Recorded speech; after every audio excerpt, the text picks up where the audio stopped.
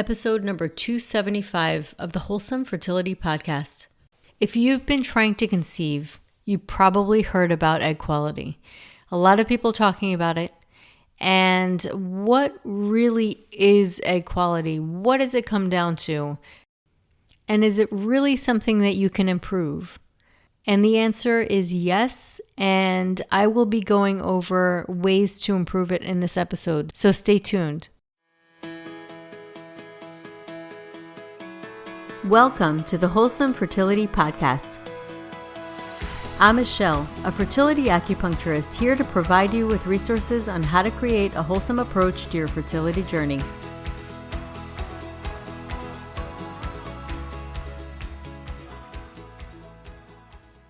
So I have a really exciting announcement. Super exciting, because I've been working on this for over a year, maybe 2 years. And that is my new book, The Way of Fertility. And this is a book that is filled with ancient wisdom and wisdom that I've also collected throughout the years working with women, and really approaches fertility from an energetic perspective, but also one that taps into a lot of the wisdom that is shared in Chinese medicine. I wrote this book with the hope of not just information, but true transformation. So it is really a work of the heart. Now, here is my exciting news. You can actually get your hands on a free version of this book.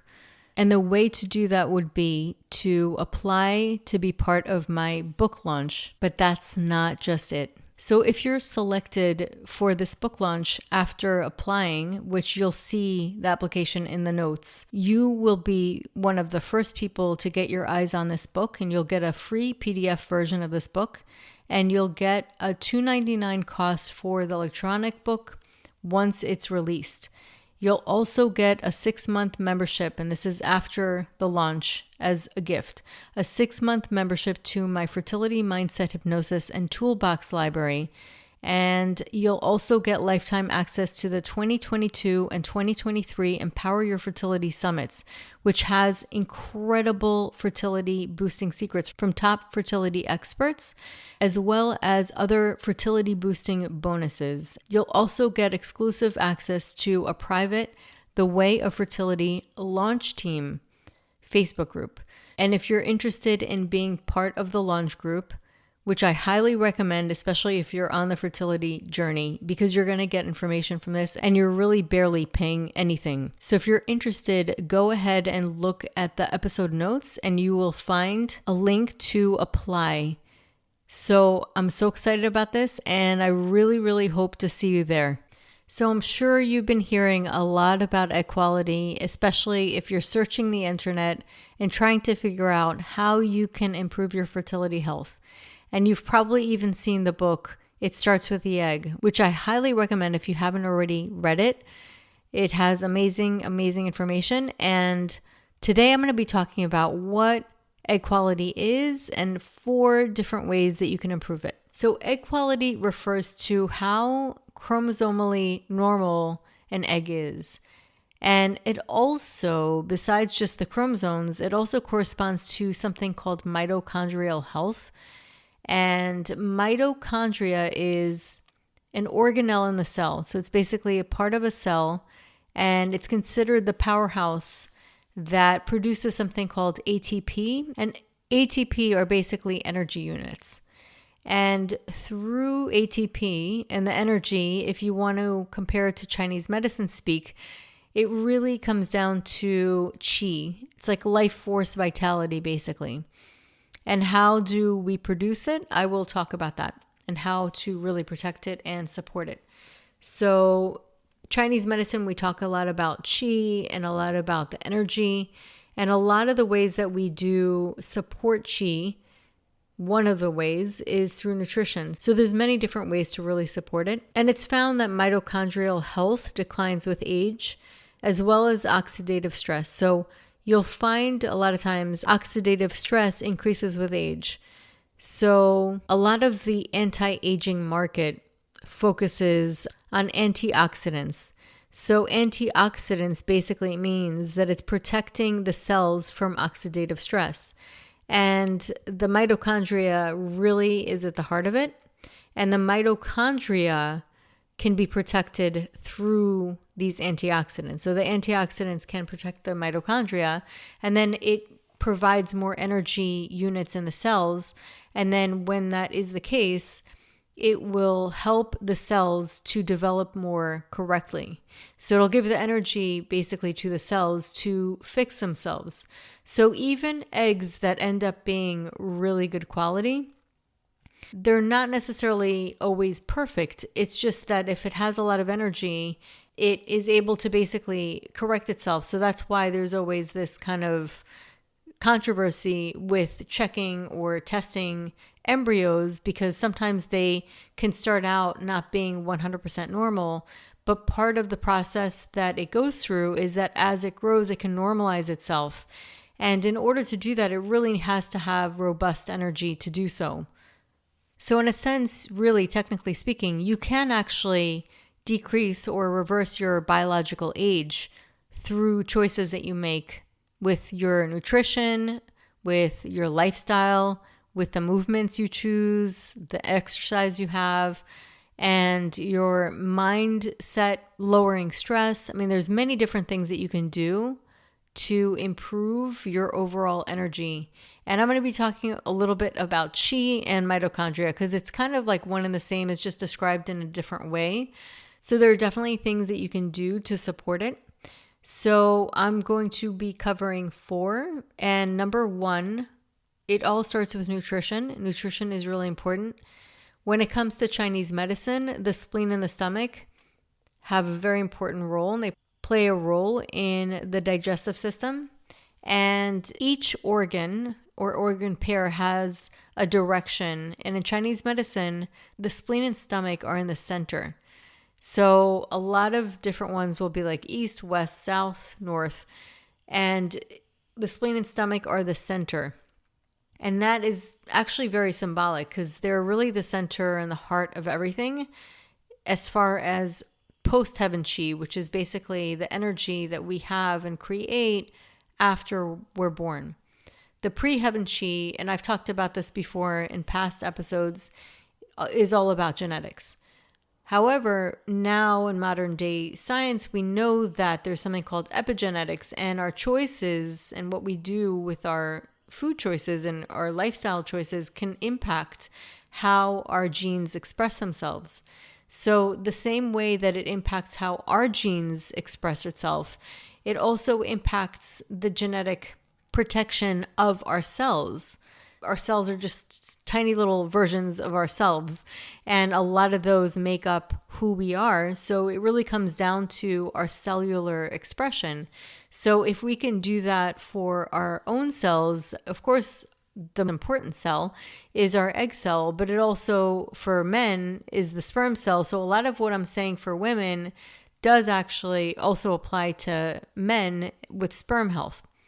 So nutrition is very, very important when it comes to fertility health and protecting our egg health and supporting it, because number 1, it is really the source of where we get our qi.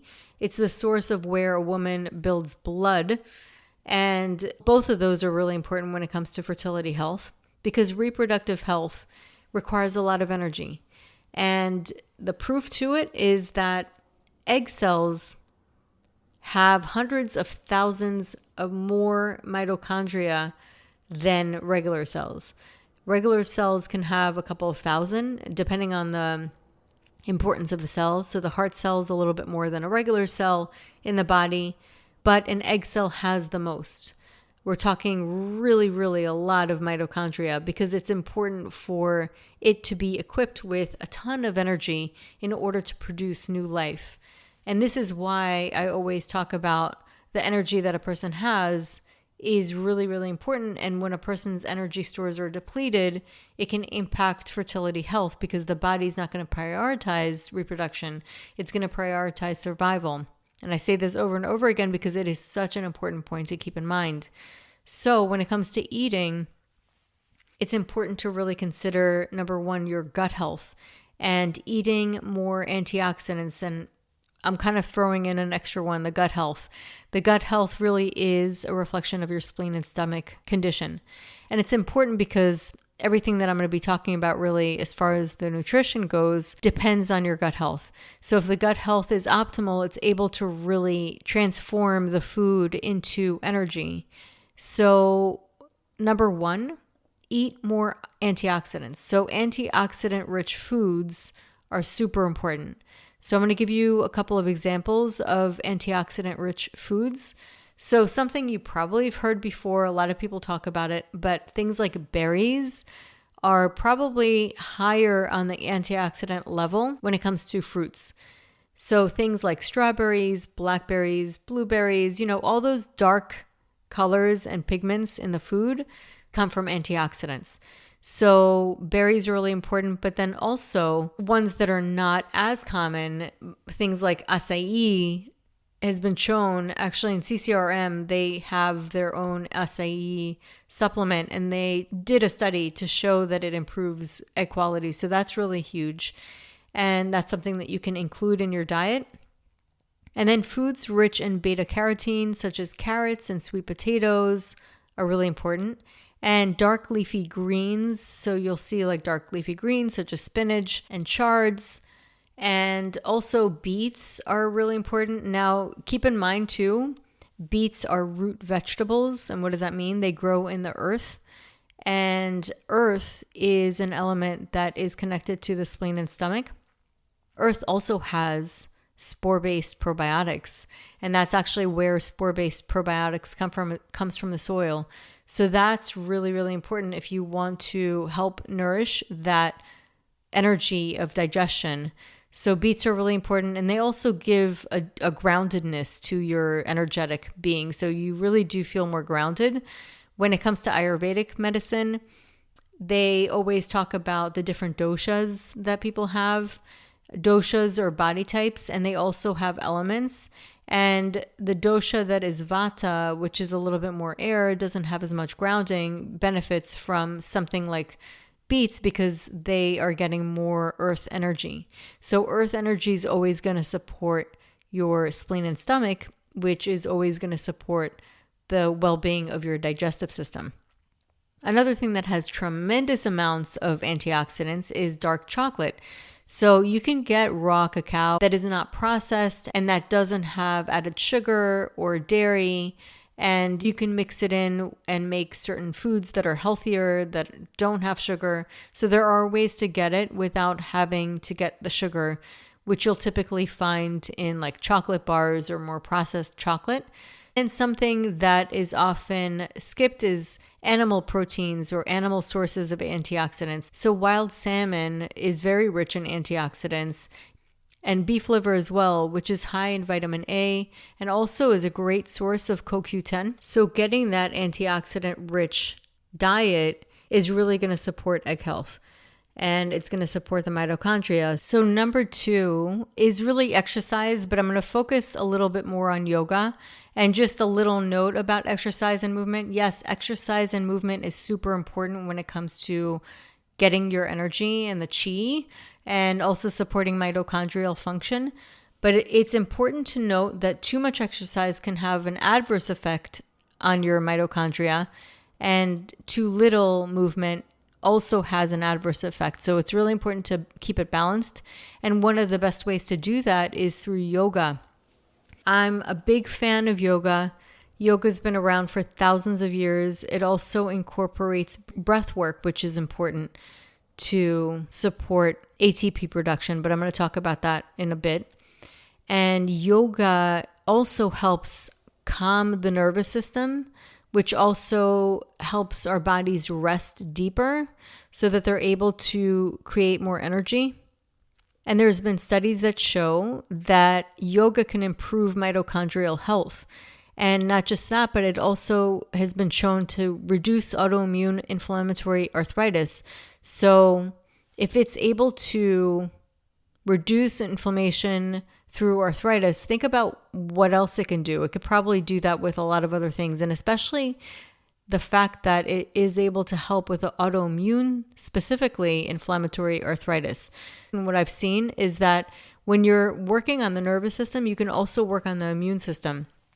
And regulating your nervous system is important to support your immune system as well and how it functions, because our bodies really have these signals, and those signals do speak to our bodies or our cells.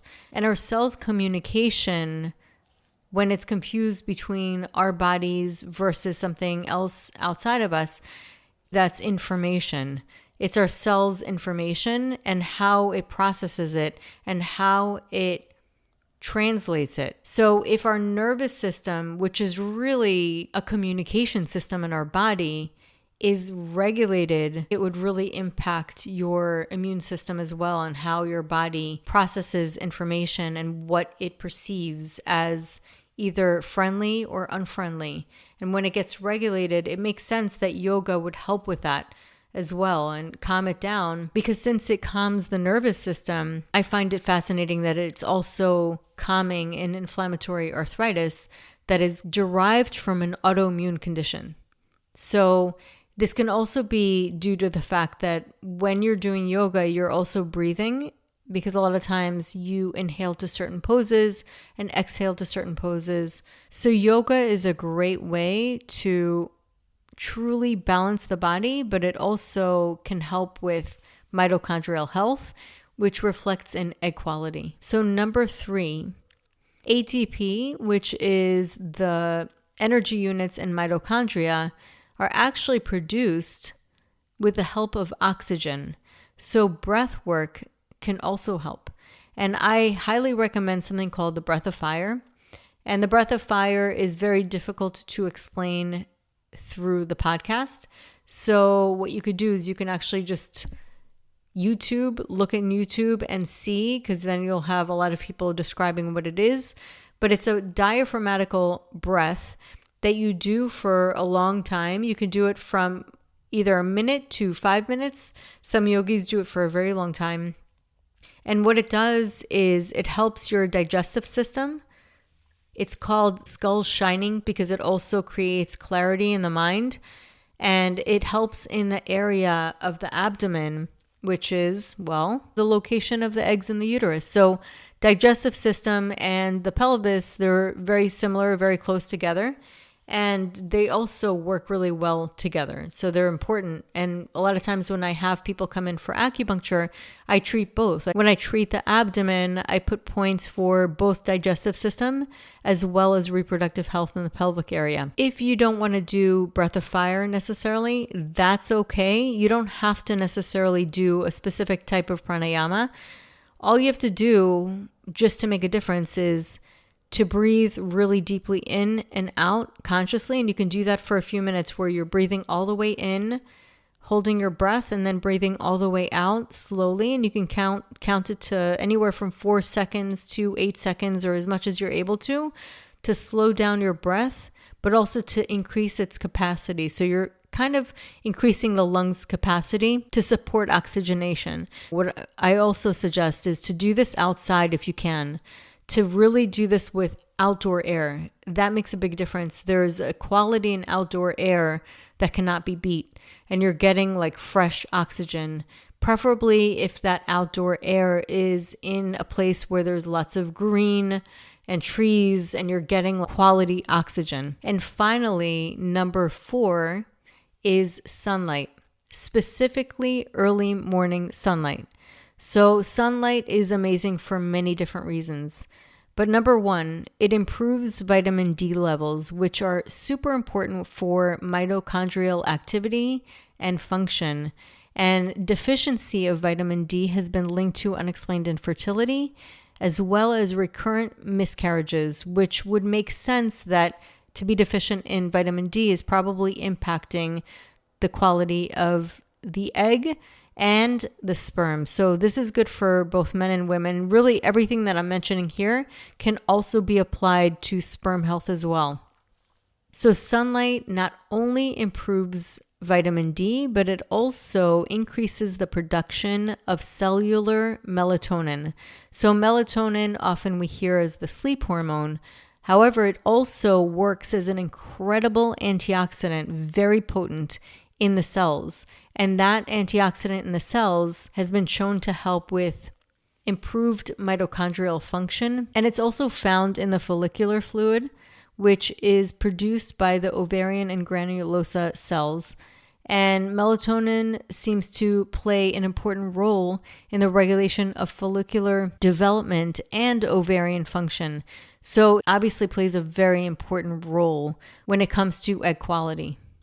So that concludes the 4 top ways that you can improve your egg quality. And I really wanted to, in this episode, explain to you really what it is, what egg quality is, as best as possible, in a way that you can understand that it really comes down to anti-aging. And so the same things that people would use for anti-aging could benefit egg quality. And obviously those are just 4, but there's so many other things that you can do to improve your egg quality. So I hope you enjoyed this episode. And if you want more information and perhaps get some more free fertility content, you could visit my Instagram, which I'm very active there. And my handle is @thewholesomelotusfertility. And if you do like these episodes and are enjoying this podcast, I would really love it if you can rate and review this podcast on Apple Music. And if you think somebody can benefit from it, please do share. So thank you so much for tuning in today, and I hope you have a beautiful day. So that concludes today's episode. You can find all of the links mentioned on the episode notes. If you're enjoying these episodes, please take a moment to share and leave a review. Reviews mean everything to podcasters, and I really enjoy hearing from my listeners. You can also find me on my website at www.thewholesomelotus.com or email me at info@thewholesomelotus.com. I love hearing from my listeners. If you're interested and want updates as well as a free ebook on my top 10 fertility boosting habits, you can visit my fertility page on www.thewholesomelotus.com.